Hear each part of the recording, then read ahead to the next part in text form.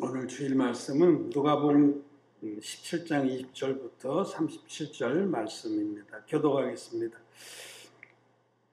바리새인들이 하나님의 나라가 어느 때에 임하나이까 묻거늘 예수께서 대답하여 가라사대 하나님의 나라는 볼 수 있게 임하는 것이 아니요 또 여기 있다 저기 있다고도 못하리니 하나님의 나라는 너희 안에 있느니라. 또 제자들에게 이르시되 때가 이르니니 너희가 인자의 날 하루를 보고자 하되 보지 못하리라. 사람이 너희에게 말하되 보라 저기 있다 보라 여기 있다 하리라. 그러나 너희는 가지도 말고 쫓지도 말라. 번개가 하늘 아래 이편에서 번뜩하여 하늘 아래 저편까지 비침같이 인자도 자기 날에 그러하리라. 그러나 그가 받으며 많은 고난을 받으며 이 세대에게 버림받아야 할지니라.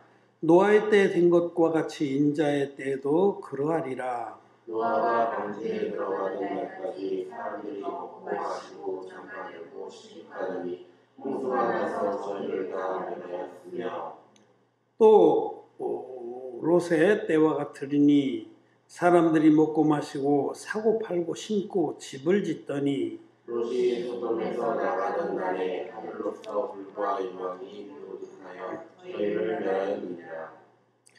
인자의 나타나는 날에도 이러하리라. 그날에 많은 사람이 지붕에 있고 그 세 가지 집 안에 있으면 그것을 가지러 내려오지 말 것이요 밭에 있는 자도 이와 같이 뒤로 돌이키지 말 것이니라.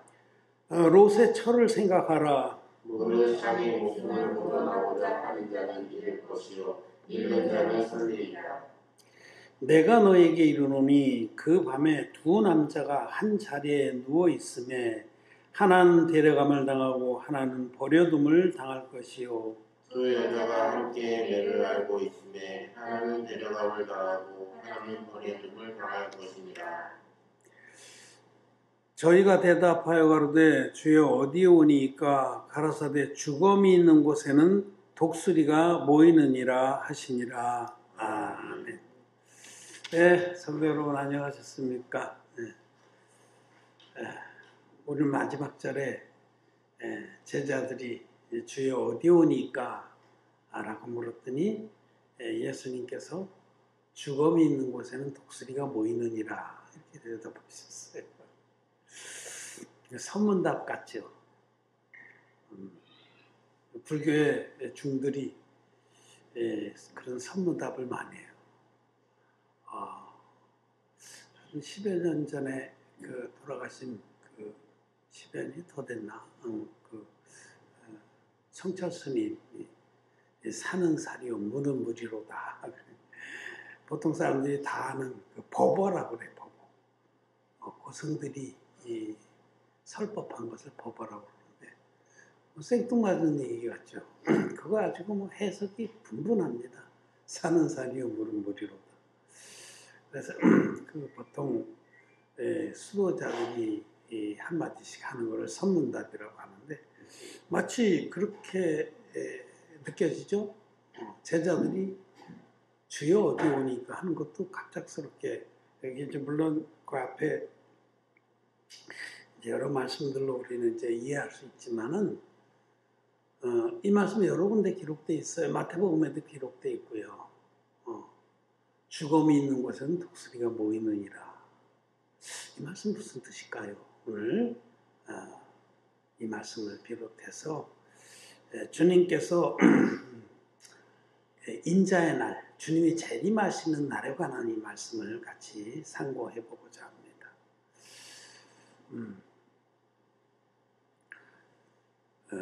예수님 당시에 그 유대인들은 메시아의 재림을 메시아가 오실 것을 기다렸습니다. 그래서 메시아 대망 사상이라고 그래요.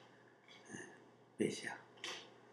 자기들의 구원자가 오셔서 그 메시아의 왕국, 메시아가 통치하는 왕국 이루어질 것을 믿었습니다. 그 이사야서에 보면 그의 나라가 이루어질 때 그 아름다운 하나님의 나라가 이 땅에 임했을 때 그 아름다움을 기록해 놓고 있을 때 그 사자가 풀을 먹고 어린아이들이 독사굴에 손을 넣어도 해를 입지 아니하며 병도 없고 사막이 아름답게 초원이 되고 장미꽃이 피어나고 그런 그 예언의 말씀을 믿었습니다. 근데 그것이 그 하나님의 나라가 이 땅에 임하면 그렇게 된다고 믿었어요. 그리고 그 하나님의 나라, 메시아가 오셔서 통치하는 왕국, 그게 이제 바로 메시아 왕국이죠. 그래서 기다렸습니다. 특히 예수님이 오셨을 때는 로마의 식민지였었기 때문에 이중으로부터는 압제를 받았죠. 헤롯 왕으로부터도 압제를 받았고 또 로마의 지배 아래 있었기 때문에 그로부터도 압제를 받았고 지금부터 2000년 전의 세계는 지금 훨씬 더 궁핍했습니다. 궁핍하고 또 압제도 받고 또 징용도 가야 되고 그런 속에서 그들은 더욱더 메시아의 나라 하나님의 나라가 임하기를 기다렸어요. 그래서 예수님 오셨을 때에도 유대 백성들은 예수님이 이제 그런 나라를 이루어 주실 것이라고 믿었습니다.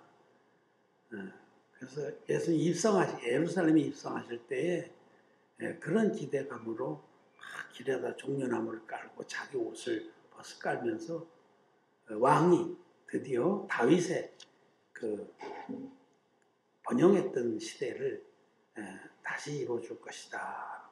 예수님을 왕으로 여긴 거예요. 이 땅의 왕. 그러나 예수님은 이 땅의 왕이 아니죠. 전 우주의 왕이고 전 인류를 죄에서 구원해서 하나님의 그 백성으로 삼으시러 오신 분입니다. 그래서 바리새인들이 이제 이 예수님께 나와서 하나님의 나라가 어느 때 임하나이까라고 물은 거죠. 그 당시에 그들이 가졌던 메시아 왕국을 기다렸던 그 믿음과 사상의 근거에서 이해가 되는 거죠.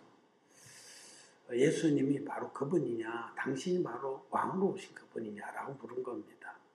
그런데 예수님은 내 나라는 눈에 보이게 이 땅에 건설하는 이 세상의 제국이 아니다라고 말씀하시고 하나님의 나라는 우리 안에 있다. 즉 우리 마음에 임하는 것이다. 너희들이 마음의 죄사함을 받으면 하나님의 통치하심을 받고 너희들이 바로 하나님 나라의 백성이다라는 것입니다. 나라는 왕이 있고 영토가 있고 백성이 있는데 하나님 나라의 백성은 죄사함 받은 의인들입니다.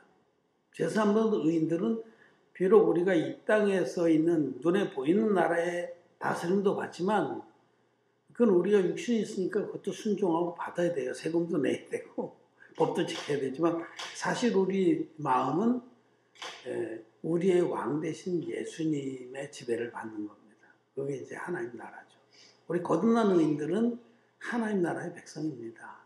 눈에 보이지 않지만은 어미한 그런 나라의 다스림과 또 축복과 은혜들을 특권들을 다 누리는 거죠. 자, 그러고 나서 이제 바리새인과 한번 만나신 다음에 제자들에게 따로 가르쳤어요. 예수님은 그 턱도 없는 자들, 정말 하나님 나라의 비밀을 가르쳐줘도 믿지 않을 자들에게는 비유로 말씀하시고 제자들에게는 그 영적인 뜻을 자세히 설명해 주셨죠. 근데 제자들에게 이르시되 이제 그들이 궁금해하는 거예요. 이 하나님 나라가 언제 임할지. 그래서 말씀하시기를 때가 이르리니 22절에 너희가 인자의 날 하루를 보고자 하되 보지 못하리라. 이제 인자의 날 또는 그 아래 보면 24절에 보면 인자도 자기 날에 그런 기록이 있고 또 쭉 내려가면 30절에 인자의 나타난 날 31절에 그날에 이런 그 날들은 다 주님이 재림하시는 날을 말해요. 주님의 재림의 날을 주님이 다시 오시는 그날이 바로 메시아의 왕국이 시작되는 날입니다. 예, 그걸 여러분 아셔야 돼요. 지금 주님의 재림의 날에 대해서 말씀을 하시는 겁니다. 지금 유대인들은 제자들조차도 이스라엘이라는 하나님의 택하신 백성과 이스라엘 땅에만 하나님 나라가 이루어지는 줄 알고 있었어요. 그래서 그날이 언제냐? 당신이 이제는 선포할 때가 되지 않았냐? 이번에 이제 예루살렘에 지금 올라가시는데 이번에 올라가시거든 내가 구약의 선지자들에게 무수히 약속한 그 메시아 왕국의 왕이다라고 선포하시고 딱 자리에 앉으셔서 이제는 모든 이 고난을 슬픔을 눈물을 씻어주시고 우리를 하나는 우편에 하나는 좌편에 앉으십시오. 그래서 제자들 늘 그 싸움을 한 거예요. 응? 제자들 중에도 조금 좀 그 부모가 이전이 있는 부모가 있었어요. 누구냐면 야고보와 요한의 어머니. 그 집은 갈릴리 어부였지만은 종들을 가지고 있어요. 종들을 데리고 하인들. 그건 부자라는 거죠. 그냥 먹고 살기 위해서 하는 정도가 아니라 기업 영업으로 했다는 겁니다. 그런데 그 두 아들이 다 홀라당 그 가업을 버리고 종들도 하인들도 배도 다 남겨놓고 예수님 따라. 그래서 그 어머니가 기왕의 일이 된 거 그 길을 성공해라 그러고 침막바람을 늘 일으켰어요. 갈릴리에서부터 예수님 막 쫓아가가지고 예수님한테 막 요즘 우리 치면 학부모들이 선생님한테 봉투 드리듯이 그래서 주님이 왕위에 앉으실 때 내 아들 둘을 하나는 오른편에 하나는 왼편에 앉혀달라고 그렇게 부탁했죠. 그거를 예수님이 그런 부분에 이제 꾸짖고 하나님 나라에 대해서 말씀하시고 그러자 다른 제자들이 이때다 하고 막 들고 일어나서 막 핍박 뭐랄까요 막 그 책망을 하고 그랬죠. 다 서로 다 그런 마음을 가지고 주님이 메시아 왕국의 왕으로 자리할 때 자기들이 다 제일 높은 자리를 차지하려고 이게 다 그런 거죠. 유대 나라라는 이 하나님 백성에게 하나님이 그 약속하신 것은 정말 아름답고 평화롭고 모든 것이 부족함이 없는 그런 왕국을 세워주리라. 그때가 언제냐? 그리고 어디에서 이런 일이 일어날 거냐? 주님이 왕이 등극하는 곳이 어디냐? 언제? 또 어떻게? 어디서? 이거에 늘 관심이 있었어요. 그래서 구약의 말씀을 통해서 막 연구도 하고 그랬겠죠. 근데 예수님은 하나님 나라는 유대 땅에만 임하는 게 아니다라고 말씀하신 거예요. 번개가 번쩍할 때에 하늘 저 끝에서 이 끝까지 다 환하죠. 비치지 않는 곳이 없을 정도로 우리 하나님의 나라는 전 세계에 임합니다. 전 세계. 동시에. 좀 이해하기 어렵죠. 우리가 누가 왕이 나타나려면 짜잔하고 나타날 때 언제 어디서 어떻게 나타나는 게 국한돼 있지 않습니까? 예루살렘 성전에 언제 또 어떻게 나귀를 타고 오시는지 말을 타고 오시는지. 근데 우리 주님은 이제 그들의 생각을 무너뜨리는 겁니다. 하나님의 나라는 보이게 또 어느 한 군데 어떤 특정 시에 물론 특정 시는 특정 시지만은 너희들이 생각하는 그런 방법으로 임하는 것이 아니다. 전 세계적으로 임합니다. 그래서 여기 이제 그 하나님 나라가 앞으로 어떻게 임할 것인지 그때 어떤 역사가 있을 것인지를 주님이 쭉 말씀을 하셨습니다.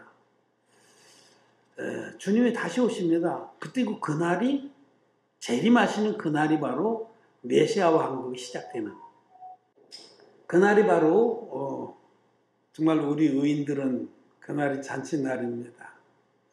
신랑 되신 예수님과 천국 혼인잔치를 벌리는 잔치날이고 그날이 이제 정말 고대했던 그 메시아 왕국이 아무 슬픔과 눈물과 죽음과 괴로움이 없는 그런 영생과 영복의 날이 시작되는 그 날입니다. 그래서 그 부분에 대해서 쭉 말씀을 하시는 거예요. 인자에 나타난 날이 어떻게 될 것인지. 예수님께서 다시 전 세계적으로 오시는 날이 있어요. 그거 우리가 이해할 수 없죠. 아니 여기 이렇게 오시면은 구름을 타고 오시려고 그랬는데 오시면은 그럼 예수님이 분신술을 쓰신다는 건가? 여기 오시고 또 브라질에도 오시고 캘리포니아 총리님 오셨는데 캘리포니아도 오시고 네덜란드의 카렐 형제님한테도 오십니다, 여러분. 그거는 우리의 이 인간의 그 겨우 3차원적인 그런 머리로는 이해할 수 없지만은 예를 들어서 여러분 성령님이 한 분이신데 성령님은 모든 거듭난 자의 마음에 죄사함 받은 의인들의 마음에 오셨잖아요. 그것도 우리가 어떻게 이해하겠어요? 성령님 한 분이신데. 그는 하나님의 전능하심은 능치 못할 일이 없는 겁니다. 하나님은 전 세계적으로 당신의 아들을 부활하신 주님을 보내셔서 그날에 휴거의 역사가 있습니다. 휴거. 주님이 오실 때는 공중에 오십니다. 공중에.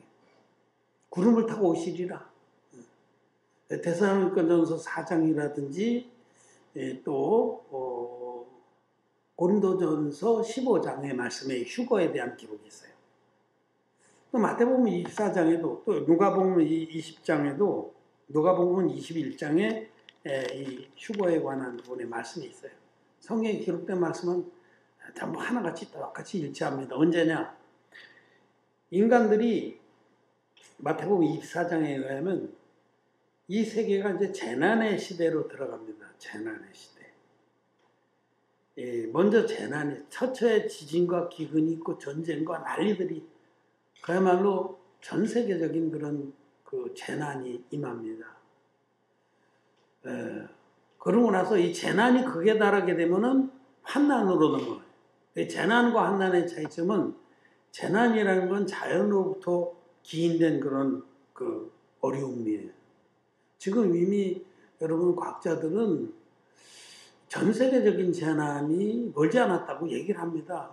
거의 뭐 이미 브레이크가 안 듣기 시작했다. 예를 들어서 지구온난화 같은 경우를 보세요. 지구온난화. 아직은 견딜만 하지만 올해에 벌써 중동이라든지 미국의 일부 지역이라든지 중국에도 그렇고 섭씨 50도를 넘어갔습니다. 중동 지역은 지금 섭씨 50도를 넘어갔어요. 그건 살인적이에요. 50도 넘어가는 건 진짜 살인적. 그런 지역은 좀 건조해서 견디는 거지 습한데 50도 넘어가면 사람 죽습니다. 제가 50도도 안 넘는 40몇 도 되는 지역은 이제 많이 가서 선교도 하고 또 이제 방문도 하고 그러는데 아스팔트가 밟으면 물렁물렁해요. 50도 넘어가는 데는 아직 가본 적이 없어요.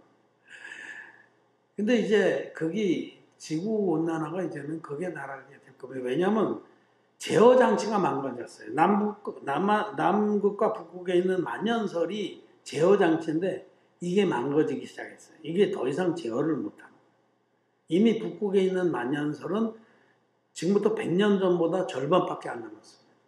그리고 이건 너무 빠른 속도로 녹아서 이제 머지않아서는 그 북극의 그 만년설은 완전히 여름이면 완전 녹아버립니다. 겨울에만 조금 극지방에만 조금 멀고. 이거는 뭐냐면 지구의 그 온도의 항상성이라고 그러는데 지구 온도의 항상성 그걸 이제 그 지구과학에서는 그걸 호메오스타시스라고 그래요. 이것이 여름에는 얼음이 녹으면서 열을 흡수해드리고 겨울에는 얼음이 다시 얼면서 열을 뱉어내서 지구 온도를 어느 정도 항상성 그 일정하게 유지시켜주는 기능인데 이게 망가진 거예요. 그래서 이제 올라가기 시작합니다. 그리고 이것을 또 하나 크게 잡아주는 게 이제 지구의 심해 깊은 바다의 온도인데 깊은 바다의 온도가 지구 열을 계속 흡수해서 아래로 내려보내가지고 붙잡고 있었는데 지구의 심해 온도가 이미 상승할 대로 상승하기 시작했습니다. 그럼 이 얘기는 뭐냐면 이제 어느 순간에 감당할 수 없는 재난으로 그래서 뭐 전 세계적인 가뭄이 온다든지 전 세계적인 홍수가 와서 식량이 식량이 없으면 그건 뭐 뻔하죠. 그때는 전쟁이 일어나는 거예요. 물전쟁, 뭐 식량전쟁. 이거는 불을 보듯이 뻔한 겁니다. 그래서 이런 그 자연재난이 극대화되면 그때 도저히 세상이 서로 여러분 그 전기만 나가도 문명국가라는 곳에 미국에 우리 몇 군데 그런 사태들이 있었잖아요. 전기가 확 나가서 며칠 동안 정전 사태가 되니까 첫날은 조용했어요. 둘째 날부터 밤이면은 강도들이 털고 막 부잣집 들어가서 사람 죽이고 깜깜하니까 누구도 알아볼 수 없으니까 범죄를 저질러도 그때 이미 이 혼돈 상태로 들어간 거예요. 네. 무정부 상태. 무정부 상태로. 통치가 작동을 안 해요. 그렇게 되는 거예요. 어떤 극한 재난에 들어가면 사람들이 이성도 잃어버리고 극한 그런 악한 행동들, 이기적인 행동도 하니까 사람 막 죽이고 빼앗고 막 쳐들어가고. 그래서 극한 혼란으로 넘어갈 때 이제 적그리스도가 등장을 하는 겁니다. 이제 이 세계를 이런 환난에서 구해줄 자가 등장을 하는 거예요.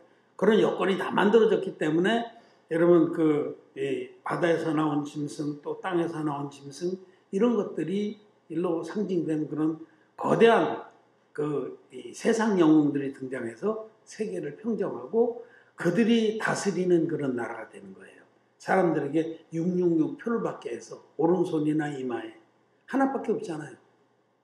오른손이 잘리는 사람이 이마에 보통은 편리하게 오른손에 여기다가 666표를 지금 기술적으로 다 가능해요. 지금 이미 이걸 실용한 그런 회사들도 있어요. 그 가서 들어가면서 카드를 가지고 다니는 게 아니고 그걸 가지고 쫙 하면 출근했다, 퇴근했다. 어디 있는지 다 알 수도 있고 그가 생활하는 모든 걸 다 알 수 있는 거예요. 이게 다 가능한 시대가 됐습니다. 그렇게 해서 그 땅에서 나온 짐승의 우상을 멸망에 가증한 것이 거룩한 곳에 선 것을 보거든. 이 다니엘이 예언한 대로죠.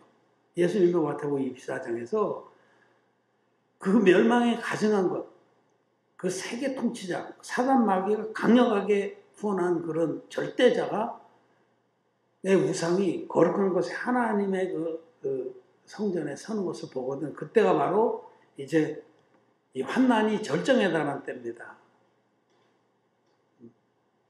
그때 사람들은 정말 의인들은 특별히 막 잡아 죽이고 내어주고 그런 극한 환난에 들어가는데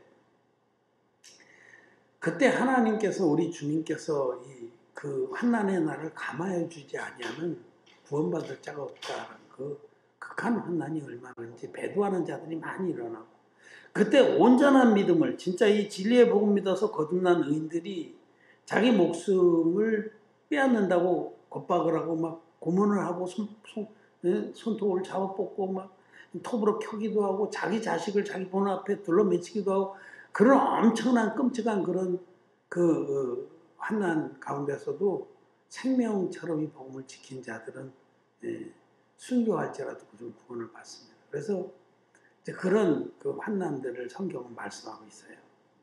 그러나 이제 택한 자들을 위해서 그 날수를 감하리라 하셨습니다. 정말 마음을 정해서 복음을 섬긴 자들은 능히 믿음을 지킬 수 있도록 해주신다라는 뜻입니다. 근데 하여튼 마지막 때 이런 역사들이 있을 것이다라고 마태복음 24장 읽어보면 자세히 기록되어 있어요. 그는 재난과 환난이 있고 그 끝에 일곱 나팔 중에서 일곱째 나팔, 마지막 나팔, 이제 그 마지막 나팔을 다 말씀해요. 마태복음에서도 천사장의 나팔 소리와 큰 호령 소리와 함께 주님이 오실 거다. 계시록에 보면 일곱 나팔, 일곱 대접 이렇게 이제 그 마지막 때에 일어날 일들을 계시해 주셨는데 이 일곱 나팔 중에서 마지막 나팔, 일곱째 나팔을 천사장이 마지막 나팔을 크게 불 때 그때 인자가 구름을 타고 오십니다. 그게 바로 인자에 나타난 날입니다. 주님이 그렇게 오시는데 그때에 거듭난 의인들, 죄산받아서 죄가 전혀 없는 의인들, 이 물과 피의 복음을 진리의 복음 믿는 의인들은 홀연히 변화됩니다. 마음에 죄가 있는 죄인들은 예수님 아무리 열심히 믿어도 구원받은 것도 아니고 부활의 대상도 아닙니다. 그래서 의인들, 죄산받는 의인들이 그때 고개를 드는 거죠. 그때 번개가 동편 하늘에서부터 서편 하늘까지 번쩍이면서 다 비치듯이 전 세계적으로 주님은 구름을 타고 오십니다. 어떻게 이렇게 오실까 걱정하지 마세요. 너나 걱정하세요. 오실 때 그때 의인들은 고개를 드는 겁니다. 그리고 홀연히 변화가 돼요. 이 썩을 몸이 썩지 아니할 몸이고 이 죽을 몸이 영생의 몸이고 이 육신의 몸이 있은즉 영의 몸도 있으리라. 고린도서 15장에서 우리 홀연히 영원한 몸으로 변화되고 끌어올려 가는 겁니다. 공중으로 끌어올려 가서 공중에서 주님을 만나는 거예요. 이게 바로 공중 혼인잔치입니다. 우리 신부들이, 주님의 신부들, 제사받은 거룩한 의인들이 홀연히 변해서 그때 주님께서는 제사함 받고 먼저 돌아가신 선배 의인들과 함께 오신다. 그 영들과 함께 오셨고 그들의 몸은 무덤에서 부활시켜서 그들이 먼저 올라가고 우리 선배들 먼저 제사함 받은 의인들 아브라함이라든지 바울이라든지 이런 거듭난 의인들이 먼저 주무시고 계십니다. 자는 자들이 먼저 일어나고 그 다음에 우리들 땅에서 믿음을 지키고 견뎠던 우리들이 홀연히 변화되는 겁니다. 자, 데살로니가전서 4장 말씀 잠깐 한번 볼까요? 데살로니가전서 4장 그러면 고린도전서 15장도 좀 읽어보시고 데살로니가전서 4장 14절부터 17절 332페이지입니다. 우리가 예수에 죽었다가 다시 사심을 믿을진대 이와 같이 예수 안에서 자는 자들도 하나님이 저와 함께 데리고 오시리라. 우리가 주의 말씀으로 너희에게 이것을 말하노니 주 강림하실 때까지 우리 살아남아 있는 자도 잠든 자보다 결단코 앞서지 못하리라. 주께서 호령과 천사장의 소리와 하나님의 나팔로 친히 하늘로조차 강림하시리니 그리스도 안에서 죽은 자들이 먼저 일어나고 그 후에 우리 살아남은 자도 저희와 함께 구름 속으로 끌어올려 공중에서 주를 영접하게 하시니 그리하여 우리가 항상 주와 함께 있으리라. 아멘. 네. 휴거에 대해서 가장 자세하게 기록해 주신 말씀이에요. 고린도전서 15장에 기록되어 있고 휴거는 있습니다. 왜냐하면 주님이 다시 오실 땐 공중에 오셔요. 한 번에 이 땅으로 오시는 게 아니라 공중에 오셔서 천군 천사를 거느리고 공중에 오셔서 우리를 끌어올리십니다. 이 휴거입니다. 반드시 있습니다. 그때 누가 휴거가 되냐면 진리의 복음으로 거듭난 의인들만 휴거됩니다. 죄가 있는 자들은 절대로 휴거의 대상이 아닙니다. 예수님 믿고도 마음에 죄가 있는 자들은 미련한 다섯 처녀와 같이. 그래서 그때 그 마태복음에 보면 슬기로운 다섯 처녀, 미련한 다섯 처녀를 딱 구분하신 거예요. 미련한 다섯 처녀는 그들도 예수를 믿었어요. 주여 주여. 등불은 가지고 있어. 등은 교회인데 교회는 가지고 있었는데 거듭나지 못해서 성령이 없었습니다. 기름이 없었습니다. 거듭나지 못한 기독교인들은 성령을 못 받습니다. 성령 하나님은 죄와 함께 거하실 수 없습니다. 사도행전 말씀대로 죄의 사함을 받으라. 그리하면 성령을 선물로 받으리니. 마음에 죄가 있는 기독교인들은 제발 오늘 말씀을 듣고 걱정을 해야 됩니다. 그래서 이때에 의인들만, 거듭난 의인들, 죄사함 받아서 흰눈같이 죄가 없는 의인들은 그때까지 믿음을 지키고 생명보다도 귀한 이 복음을 배반치 아니하면 홀연히 변화돼서 공중으로 끌어올려서 공중의 혼인잔치가 있는 동안 여러분 그 다음부터는 7 대접의 진노가 이 땅에 임하는 거예요. 7 대접. 무차별적인 진노. 그리고는 주님께서 이 하늘과 땅을 새롭게 해서 1000년 동안 왕노릇하는 것이 바로 이사야서에 기록된 그 메시아 왕국입니다. 그리고 1000년이 차면은 최후의 심판하고 영원한 그 예루살렘, 위로부터 내려오는 예루살렘, 영원한 천국으로 들어가는 겁니다. 이것이 하나님이 정하신 마지막 때의 하나님의 설계도고 섭리입니다. 이대로 하실 겁니다. 하나님께서는 이대로 하시는데 아무 부족함이 없는 전능자십니다. 뭐 주님이 어떻게 언제 어떻게 임하고 어떻게 전 세계적으로 나타날지 그런 거 걱정하지 마세요. 주님이 말씀하신 거 그런 거 걱정하지 말라는 거예요. 주여 어디 오니까 내가 어디에 어떻게 한꺼번에 나타날지 니들이 염려할 일이 아니다. 죽음이 있는 곳에는 독수리가 모이느니라. 그 말씀이 무슨 뜻인지 압니까? 너나 걱정하세요라는. 그 말씀이 그런 뜻이에요. 내가 어디에 어떻게 그렇게 전 세계적으로 한 번에 짜잔하고 나타나실까요? 걱정됩니다. 주님은 너나 걱정하세요라고 말씀하시는 겁니다. 죽음이 있는 곳에는 독수리가 모이느니라 라는 말씀은 너희들이 그 어려움에 처해서 너희들 믿음을 잊어버리고 너희들에게 사망의 그림자가 덮으면은 독수리가 모인다. 독수리는 사과 마귀예요. 동물의 왕국 많이 보셨죠?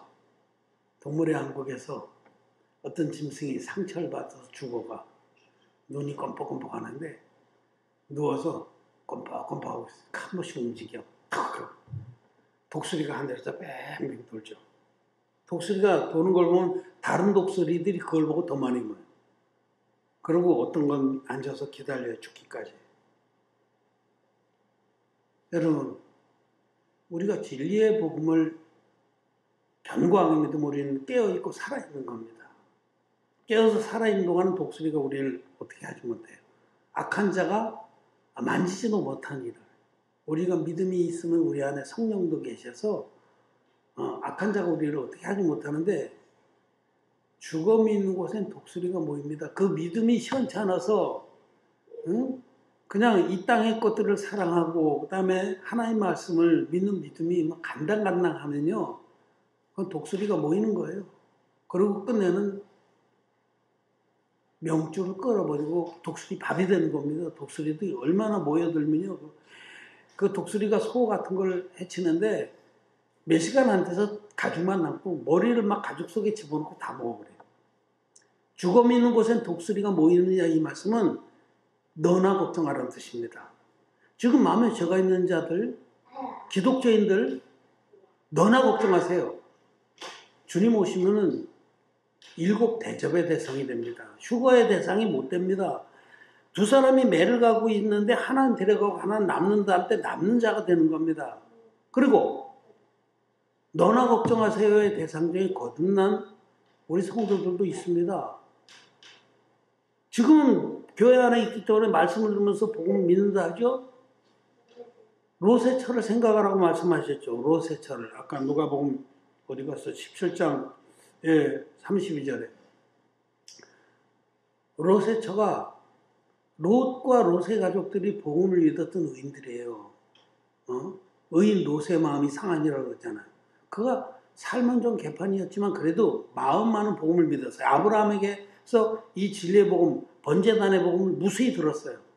그래서 롯이 떠나가고 나서 하나님의 사자들이 소돔성을 멸한다고 할 때 아브라함이 설마 가들이 그래도 복음을 들은 연수가 있는데 짬밥이 있는데 거기 가서 지금까지 의인 10명을 못 만들었겠냐 하고 하나님의 사자들하고 씨름해서 그야말로 토론 배틀을 해서 10명까지 허락을 받았잖아요. 의인 10사람만 있어도 그 성을 멸하지 않겠다. 아브라함은 저들이 가서 아직 그냥 뭉갠다고 해도 연수가 있는데 그 거듭난 의인들을 10명을 못 만들었겠냐. 아브라함은 자기 생각만 하는 거예요. 여러분, 전적으로 복음의 마음을 들이지 않은 자는 자기 복음도 못 지키는 겁니다. 롯의 철을 생각해요. 그 아브라함 밑에 있을 땐 그도 신앙 고백을 하고 복음을 믿는다고 했던 자예요. 근데 어떻게 됐어요? 결국은 소돔성에 가서 롯이 비실비실 하니까 롯의 아내는 죽었습니다. 죽음이 있는 곳에는 독수리가 모이는 겁니다. 그래서 천사들이 하나님의 사자들이 전해준 말씀도 믿지 않고 가다가 뒤를 돌아보지 말라. 이 말씀 뒤에 데살로니가전서에도 그렇고 이 마지막 때에 관해서 그날에 그 밭에 있는 자들은 그 뒤를 돌아보지 말라. 지붕에 있는 자들은 옷을 가져 내려가지 말라. 한날에 임박한 때에 어떤 세상 물질에 마음을 두지 말라는 겁니다. 롯의 처도 롯이 아브라함이 있을 때 돈이 거부가 됐어요. 그 거부를 끌고 종들도 끌고 갔기 때문에 소돔성에서도 제법 재산이 있었을 겁니다. 그걸 놓고 나가면서 롯의 처가 뒤를 돌아다본 겁니다. 아이고 아고 집에 폐물 금붙이고 다 놓고 오네 하고 돌아다본 겁니다. 물질을 사랑하는 그 마음, 하나님 말씀 믿지 않은 그 마음 때문에 롯의 처는 끝내 휴거의 대상이 되지 못한 거죠. 네. 사망이 이른 겁니다. 죽음이 있는 곳에는 독수리가 모이느니라. 이 말씀이 그 뜻입니다. 너나 걱정하세요라는 뜻입니다. 주님께서 당신의 일정표대로 하실 일은 우리가 걱정할 일 아니에요. 주님은 반드시 이렇게 약속하신 대로 행하실 겁니다. 우리는 지금 머지않아서 무슨 어떤 이단들처럼 몇 년이다, 몇 월 며칠이다 그렇게 말 못해요. 다만 시대의 징표는 압니다. 멀지 않았다는 건 압니다. 그때 우리는 깨어 있어야 됩니다. 주님은 이 말씀하시면서 그러므로 깨어 있으라는 얘기예요. 도적이 어느 때 올지 알면 너희가 깨어서 그것을 방비하지 않겠느냐. 깨어 있으라는 얘기는 믿음을 지키고 있으라는 거예요. 이 물과 피의 복음만이 진리입니다. 이 성경대로 복음을 생명처럼 지키고 또 주님이 부탁하신 대로 이 복음으로 영혼들을 구하는 일에 마음을 다 드리고 하나님의 뜻에 깨어있고 하나님의 복음에 깨어있어야 합니다. 그렇지 못한 자들에게 경고합니다. 죽음이 있는 곳에는 독수리가 모이느니라. 이 말씀은 너나 걱정하세요 라는 뜻입니다. 여러분 이 말씀 마음에 귀담아 듣기를 바랍니다. 말씀을 마쳤습니다.